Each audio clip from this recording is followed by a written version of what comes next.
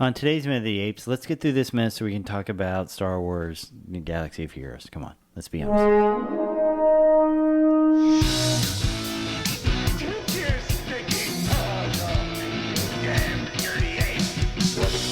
Divine bomb.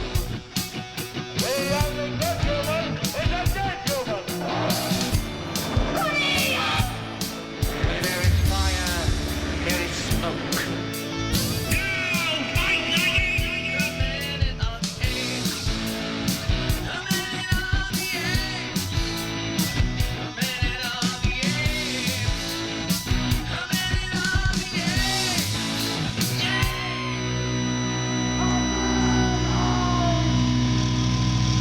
Hello and welcome to Minute of the Apes, the daily podcast where we break down every minute of the Planet of the Apes movies, 1 minute at a time. I'm Todd. That was Sean, and we have Richard sitting across from me. It is Friday. Friday! I knew that was coming. That was so terrible. Richard, we hang out too much. It is Friday, and I don't want to say that we're super happy the week is over, but I do think that the frustration of this film and what you've heard over the past few days has us at least wanting a bit more. What I'm happy about is we are at the 30-minute mark, which in classic film language means something is about to change. We are very close to something has to change to keep our story going, and I'm ready for it. I'm ready. All right. With all that said, Sean, could you tell us what's going on at minute 30? All right, we're going to start minute 30 with Nato's companion saying she's worth every penny and ends with a gorilla telling our unnamed female to finish her work. All right, here comes minute 30. Tim Burton and Marky Mark slamming out Planet of the Apes. I'm worth every penny. Would you like to freshen up?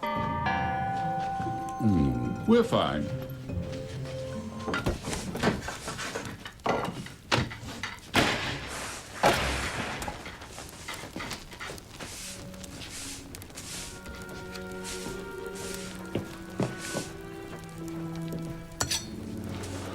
How the hell did these monkeys get like this?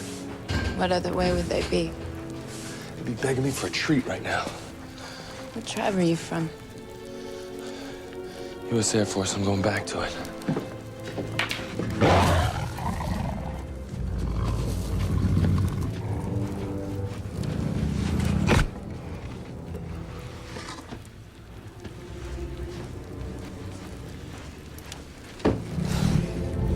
Finish your work.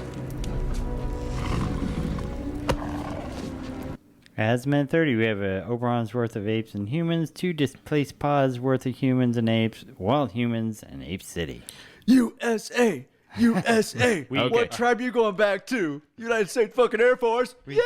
Okay, real quick, we'll do our visual recap, and then we will get to, I knew that the say hello to your mother for me moment was coming, and there it was. We start off with the orangutan talking to Lisa Marie, and his makeup is absolutely glorious.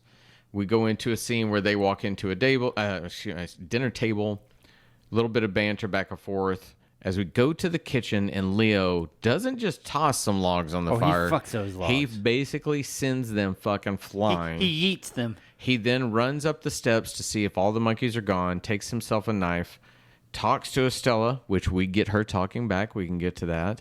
He then goes to run out, and bam, Gorilla walks in and tells him to get back to his work. He goes back in, and we have a little bit of exchange between them all. So that is visually the totality of what we have. Let's start on the good. Well, I actually want to start on something that we didn't bring up last minute. Well, hang on. I said start. I got to say this, and I'll let you have the We're mic. going to see if we say the same thing or not. All right. So, where I knocked Paul Giamatti's orangutan makeup, This makeup is beautiful with This I is don't know the what they big- call those flaps Well, to the hang side on, of their face. I'll see if I But can this find out. orangutan actually has the classic orangutan look. And he also has exactly what I just said David Warner's character needed. Put a little goatee, and it hides his human jaw, and it does exactly what it needs to be. It kind of masks that look, and there's not enough of it in the other apes. All right, here we go. Along with increased body size and large pendulous throat sac used to bellow resonant long call vocalizations, these cheek pads are characteristics of dominant males. They are suspected to make them more attractive to females, resulting in greater reproductive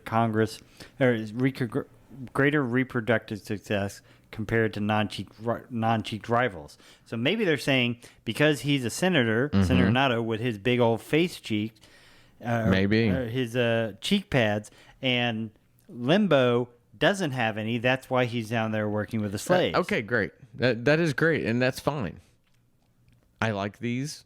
I like it. these and not this. I like. It's a little bit of world building without telling us. Yeah. You have a big floppy face and you're an orangutan. You're in power. You don't. You're down there working with the filthy humans. And Lisa is tickling his chest as they walk along. So she, even though she is acting a little blasé about, that she doesn't look at all that great, but she likes her man and she teases him. So this is the other thing I was going to bring up. We were talking about the same character, about the senator. Does anybody recognize his voice? Yeah, it is familiar. Things.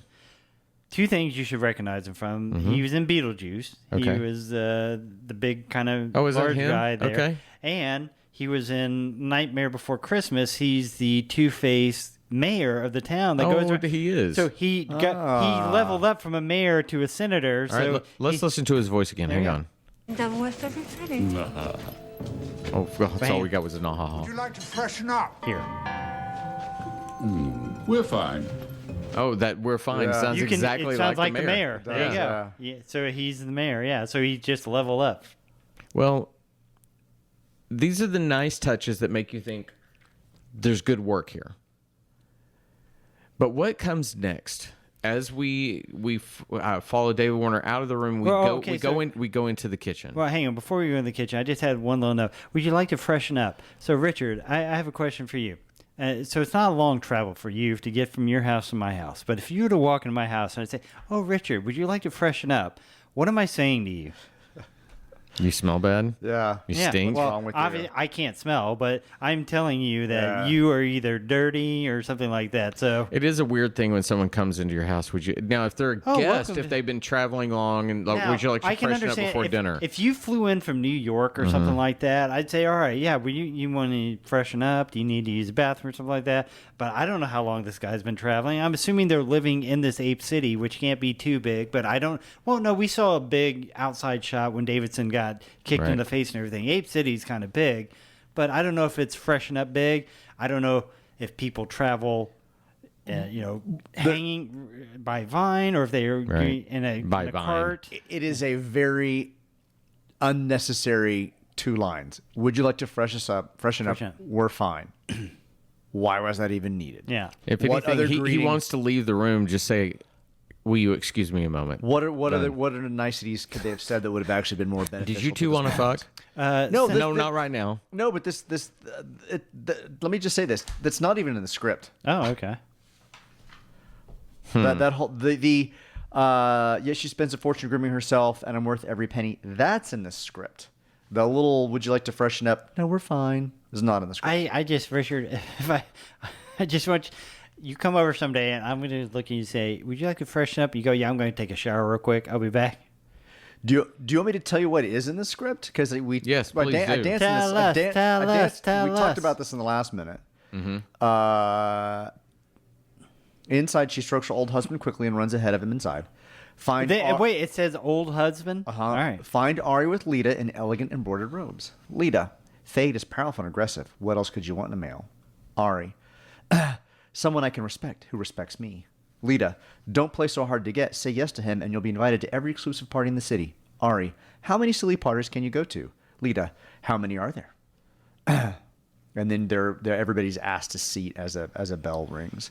So they did want to set up this idea that Ari and Thade Have something. or that maybe her dad wants her to court Thade, and Lita is all for it because he's powerful. So there was a little bit of this would make a little more sense to me. It would, in the context of what we've seen and where this is going and why. It's a little bit trite in that it's been seen as how many antebellum type old Civil War films and But all that. it makes Ari a little bit more important in terms of why she's doing what she's doing, what's going on. I agree with you. It gives Thade some not just history but motivation on certain level. Right? I forget who said it, that there's nothing better than the character that everybody talks about when that character's not on screen. Darth Vader being that kind of thing, that his He's the beast presence, out there, it's like it permeates into the moments when he's not even there, and that would be great for Thay too. I agree with that. This to me would be a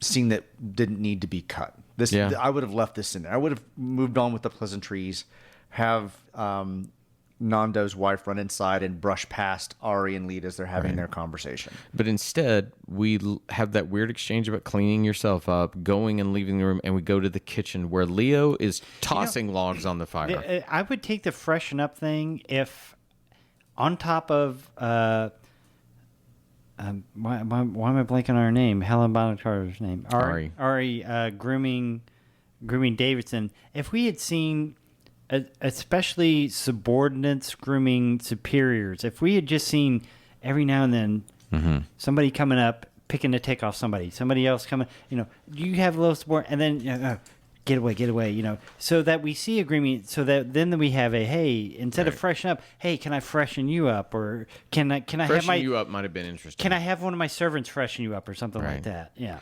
So we go in and we toss logs on the fire. One last thing. Oh dear God, that is like a third time. Well, go back to the scene. What? Who is the mysterious other chimpanzee that's in the scene that's unnamed that we don't know this second? So if you go back to where he says we're fine, and you look.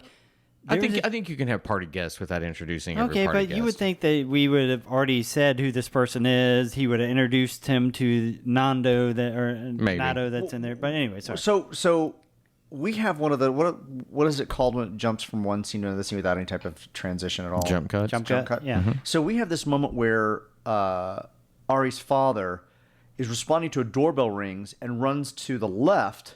And then all of a sudden we're cutting to a servant who's running to the right. Yeah, there's some sloppy screen direction. This goes back to, and by the way, that goes back to that time that Sean told me he didn't have a problem. I went back to it, and it is wrong. I'm telling you, it is. I can show you. No, Sean, hang on. Let me. Figures. God damn it, let me speak. If you set up a 3-camera shoot, and the screen direction would be the cameras here and they go the wrong way, then it's wrong. And that I went back to him, like, if they had set up 3 cameras, he's coming in the wrong place if you'd cut to a cross-cutting camera. It's not it's just a simple, you can't have, if he's going to exit here, he then has to exit the opposite side of the frame. Your chimp at the table should have darted into the kitchen as if they were replenishing the table. Yeah. It would have given us the action to move us back into the kitchen, right? And would give us reason why the servant's moving right. Not that we want to see the human servant outside, but that at least would transition this.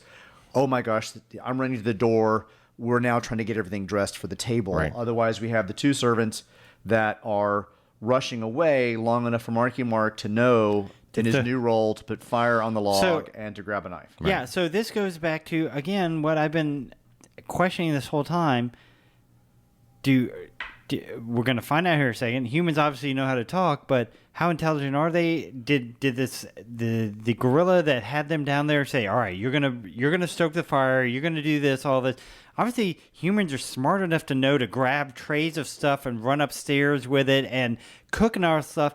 And yet, Helena Bonham Carter is having to show that they're intelligent, that they're doing all this kind of goddamn bullshit. And to your real quick, to your point too. What's really weird about it is that David Warner's robe is blue, and the human that moves in that situation, David Warner's white-haired blue. This guy is bald with a little white collar and blue. So it's almost like for half a second you're like, is it the same person? I thought it was for half a second. I thought it was him running back. Like he ran down into the kitchen or whatever. It makes me think that they shot your insert scene between Ari and her buddy, and when they cut it, it was like because think about it, these cuts wouldn't feel that weird if that scene was in the middle of it. Yeah. Well, so what I find odd, so Marky Mark has threatened Ari with the branding iron, asking for help. She saves him, brings him here. Mm-hmm. He's now on kitchen duty. He sees the 2 humans leave, and he now sees this as an opportunity to brandish a knife to also leave himself. But because we're not really given a lot of focus on his character, I really don't know. I'm really not following what he's doing, even though I can tell you, breaking it down minute by minute, I know what he's doing. Does that make sense? Well, yeah. Yes. And also, it's, the weird thing that he's asking her right now, the first time, how the monkeys get like this, instead of the entire time that he's been captured screaming, what the fuck's going on? Hell, even being sold to Ari, how did he get here? Why is he not asking her on the trip back, going, what the fuck is going on? How are you able to talk? Why are you a monkey? I was in a spaceship. Do you know? I was chasing. What? I mean, Well, why yeah, is he all not? the questions he should have been asking 20 minutes ago. I mean, this is classic television where the characters don't tell them, they don't reveal information. Right? Or, That's you know, basically it. classic television where you start a question in one location and end the question in another location that is 10 miles away. So does that mean they didn't talk for half an hour in between? Right. You know? They didn't explain any of that stuff. Couldn't it have been interesting when he got there if he started asking it? And why didn't the humans muzzle him? Why didn't they do yeah, something it'd been like something like that, yeah. Put it on him, and then they say, we don't talk back. We don't ask questions. You know, things like that. Then you at least, there's some kind of little situation here where there's something. But instead, Or not here, even here that, we don't- finally get the moment where she talks. She plainly And she has complete talks. sentences. So how are they not intelligent? So you were saying don't talk back. They should have muzzled him because just like silence that one because it's just no, like I was talking the humans did it to him. Oh, I was saying the ape should have done it to him because he's like a yapping dog. These You could do humans, that too. These humans don't talk unless they're talking to each other. That we've seen unless they're doing it in an express of fear or anger, like the no. And that's kind of why I thought maybe a human doing it to where it's like they know that if you talk, it's going to be bad for all of us, and they're muzzling okay. their own person. But I can also see Sure. that the apes know that they talk and muzzle him because they consider their talking barking, and so they're muzzling this one because he's barking way too much. Well, So- either way, where you get it on, think of the satisfaction. Then when Ari might take the muzzle off of him, why has this one been muzzled? And he takes it off, and he's like, and he speaks to her, Yeah. and, Yeah. and So he anyway, tells her that so story. she speaks full sentences. Well, yeah. no, he just assumes she That talks she as will know well. that. Completely knows this. Like he's like, how the hell did the monkeys get this way? Like he doesn't. There's no introduction for him to talk to, which is suggest Where the hell am I? What the fuck? suggests that they had a conversation at some point prior to Right. this. How the hell did the monkeys get this way? And she answers in a complete sentence, not dumbfounded that both of them. Neither of them are dumbfounded that both of them completely talking Right. full Or sentences. I mean, the fact that they're speaking in the exact same syntaxes. There's no like difference. I mean, like it or not like it. What was the Wachowski's brother movie where they went all over the time frame? God damn it, I can't remember. Cloud Atlas? Yeah, Cloud Atlas, where you yeah. have they're way in the future, and they talk about the speaky speak and the way behind and stuff. Like maybe her English doesn't have to be the same syntax as us. Speak a little bit differently, so it's not like, well, what tribe are you from? What do you mean? What tribe? I tribe from people that eat apple. I don't know what she'd say, but she'd not be speaking the exact same way everybody else speaks. Well, I mean, he's supposed to be our lead, and he definitely has the Charlton Heston, I'm an asshole. That's what these two pieces of dialogue I'm are. the alpha male. What the hell how did the hell did monkeys get this way? They'd be begging me for a treat. right. It's called the United States Air Force, and I'm going back to it. I can respect the fact that this to me would evoke something that Heston would do, but it's not delivered in such a way that Heston would do it. And it also, up to this point for his character, he's just an asshole for Which some reason. I'm going to beg that we stop down for 2 seconds and let's play back how he says this line. And I think I've queued it up correctly. Are we ready? Yeah. U.S. Air Force, I'm going back to it. U.S. Air Force, I'm going back to Go back to it. And I am sure I'll he say is hello a to your great mother. person. But Jesus Christ, outside of Dirk Diggler, I don't know that I've ever seen him in a film where I think that applies and works in anything. Seriously, how the hell did monkeys get this way? They'd be begging me for a treat. It's called the U.S. Air Force, and I'm going back to it. So These are definitely hard statements. And questions. Definitive, this is what it is, and There's this is no bullshit. fluff, and I'm And doing it. right. Yeah, I You know grabbed what? a knife, and then we have somebody. And come he in, does it with his breathy tone. and we have somebody come back and bark him back down because he realizes he's Right. outmatched. Right. That would be phenomenal. But Yeah. we don't get that. I did not think about it until this minute, but I think why this movie suffers more than the first one is because the first one, we lost our female in flight, but we had two other people that he was working with. Right. So he was not trying to save himself. he was trying to save his friends and then get back. He has very selfish motives. I'm just trying to save myself, get back. And this one, in the previous movie, he was trying to find. We didn't know one person was dead and the other person was in. Yeah, where are my friends? What have you done with them? They were in the hunt too. This movie would have more stakes if it was not only I'm trying to figure out where I am, trying to get out of here, I'm also needing to rescue my missing friends. He is, at this point, because at this point, he should also be concerned maybe about the missing monkey that he was looking for at the beginning of the movie. That's why we don't have agency with that. We want agency with humans. He should have, I need to get out of here so I can find my friends so that we can then get back home. So what I'm following here, what I'm gleaning from this is because he has nobody to interact with up to this point, we have no reason to know what he's doing or what he wants to do. We don't understand it because he's had no way to He's had no express it. dialogue. And I also want to add something on I never thought of until Sean said that. Not only does he not have someone to share the experience with and share the motivation to get out of it with, we were also shown, again, show me, don't tell me. We were shown the hunt in the cornfield that led to things being shot, humans strung up, piles of humans taking photos in front of them. There is jeopardy to be a human in that world. Yeah. The only jeopardy I see in this is they chase them and they put them in cages, come out and brand them. There's not enough. It is not telling me that this is not a life or death world. Not that anybody wants to be chased and branded. No, but of course. But why haven't we seen some death? We've seen death. If the three of us are somewhere and I watch Sean get killed, a friend I've had for so many years, I'm heartbroken. I'm devastated. If you want to make it the hard turn to make the apes really hard to sympathize with, you kill a kid in front of them. You make sure one of the kids. It's like, kick a dog, you're going to make that guy the bad guy forever. And so, he wants to get, he needs to have a conversation with somebody. He needs to have something that we've seen that is now threatening him besides just the fact that he just doesn't want to be there. Right? I need something. I could have liked to have him be teased with Pericles running around here or there and him being like, oh, there's my monkey. Oh, my monkey's got my communications device or something. Or a conversation with Ari when Ari takes him in and there's like this heart to heart, which would explain why she wants to fuck him and why he might be reluctant. I don't know, just some type of sense of danger other than the fact that he's in an unknown place with talking apes. Okay, so these are pets. These humans are pets. Mm-hmm. When Gertie is acting bad, I don't walk up to her and go, If she's, I yell, Gertie. Right. It'd be nice if they yelled, human, or something like that instead of just. But I will say that the gorillas in this movie are beautifully done compared to not that the first film series didn't have nice gorillas, but how their head has that little taller. bit. They have like the bigger cranial structure. Yeah. Were Davidson marked or gagged at some point where we felt his just imminent doom might explain to me why he is so desperate not to be here or help anybody. Like,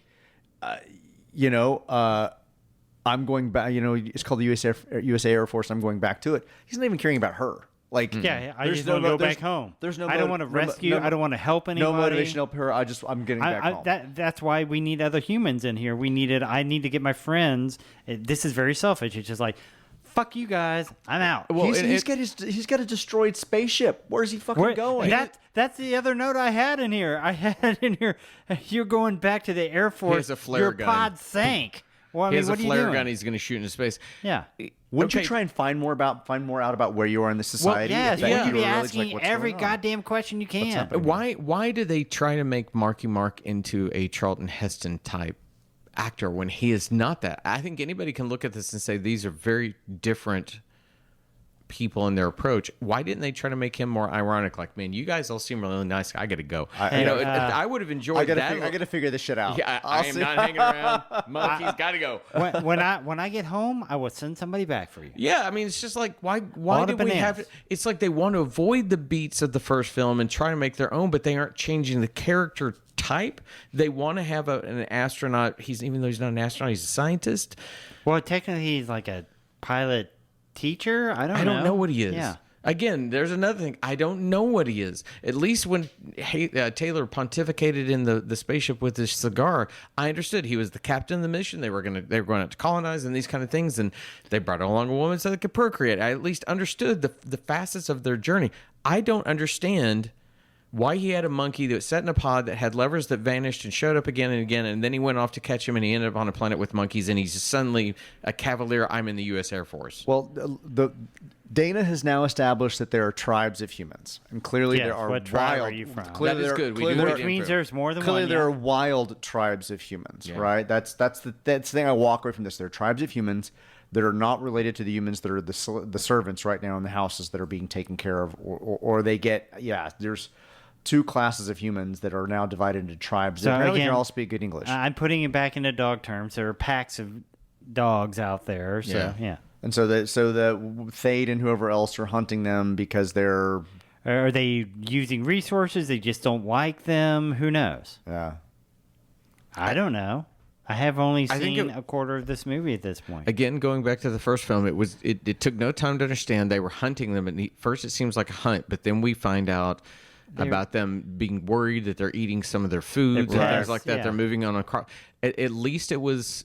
And yeah, you saw. Okay, so in the first movie, you saw them like actually up in the trees picking fruit and stuff. Like this movie just started with, all right, my pod crashed. Oh, what is this noise? And you just saw people running. Yeah. Jungle They drums. were just. It How's was that? just. There being was no hunted. exploration of the There was world. no. Hey, okay, just like the first movie did. Yeah, we complained about them taking a half hour of walking through a desert and everything and skinny dipping. But you need some of that. Yeah, I would. But you got to see. Oh, we're observing the animals in the wild. Oh, okay. So they're. So if you had saw what would make they could do this. I'm not saying the new movies that they do now. I'm saying the Tim Burton movie they do. If they did it now, you would make a field that was filled like 10,000 humans, and they're all just eating berries and trees, and that gives Thade a reason to go through and try to thin out the herds because God, they're eating our crops instead of 5 people in a house, and one of them's Chris Christopherson running with a little sexy girl next to him. Right. JJ's home from workout. Hi, JJ. Bye, JJ. Okay. Do you have anything else you want to add to this particular? No, minute? except that's that it. I think that this film, more than any of the others, is putting us at a point of frustration. I could feel the frustration with the sequels, where the budget's diminished, and it was like, gosh, if they'd just done this or that. But this one just seems. It's funny how much the budget's infinitely bigger They than spend any of it the all on others. the makeup. And Getting top tier sets actors and the aesthetic looks good, but they did not spend it on the script because it just doesn't make sense. I want to have something that I care about, and I care about nothing. You need to go and look up that writer strike situation, see if it did impact this film at all. So that was anybody that goes back to that, it did. I will say I looked. It did start in 2001, but scripts, when they know that the terms are ending, they will push and push and push to get things into production before it starts, which would fit right in line with this. And I'm telling you, I will spend time this week looking into it, but I don't see how it couldn't have. It's bad. I just want it's pretty looking garbage. I feel like I would like to have somebody who hasn't watched the originals or the new ones just watch this one and see if they follow what's going on, because I feel like some of my context for what's happening in this film is because I've watched the originals. Does that make sense? It does. And what I wonder though is somebody in that situation, they do the same for the original film. I'm not talking the sequels, the original.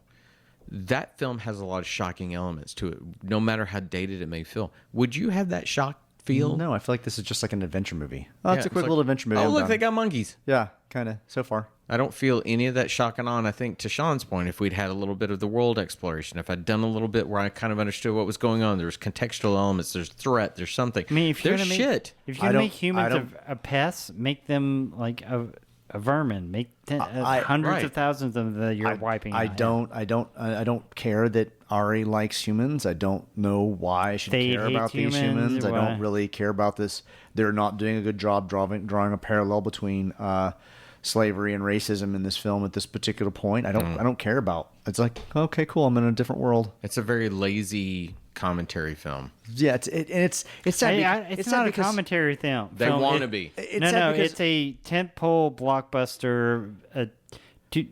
Popcorn movie. They didn't give a shit. They had the name. They had the character. Well, they didn't even use the characters. They had the concept of Planet of the Apes, right. And they put it out for a summer popcorn movie. Sci-fi, no commentary. Is the perfect genre to be able to explore concepts without question and social issues in a way that can't be just done in a normal kind of genre. I feel like that's what sci-fi's intent is. Not, hey, we've got cool laser beams. You want cool laser beams, but you better do something about it. But Independence Day is War of the Worlds, but it's just a fucking popcorn movie. Yeah. It is, but to Richard's point, you can. Star Wars probably isn't science fiction. Yeah, I was going to say. But still, what it does, its core message is trusting yourself and your spirituality, not the machines and the machinations of the world around you. That gets down to trust the Force, use the Force. It at least has a thought. It goes through and it does these things, and it builds upon that moment that, Luke makes a decision and turns off his targeting computer to do it.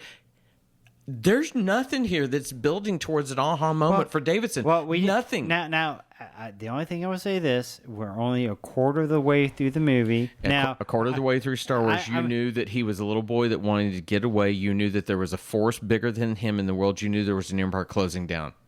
Well, do you know that here? Technically, in this movie, I know that there is people teaching apes to fly ships.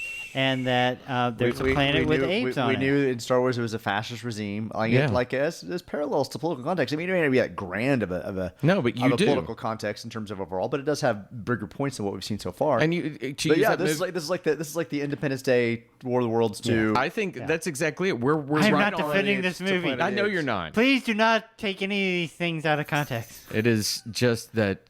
Again, Lucas used Star Wars to make a commentary on Watergate and Nixon, and he admits that's what it was. He saw the Emperor as Nixon. Jesus, could somebody have looked at anything in modern society and just tried to make a parallel to here? Because it is the emptiest thing I've ever. They looked at this. It's called money, and they could have made They could have made so much more. That is it. I throw the gavel down. We are done because we could keep on arguing too. It's the funny thing is we're arguing to ourselves on the same point about the same thing. Just go in circles. Let's move on to talking about other shit. Everyone, have a great day, and we'll see you next week. Bye, everybody.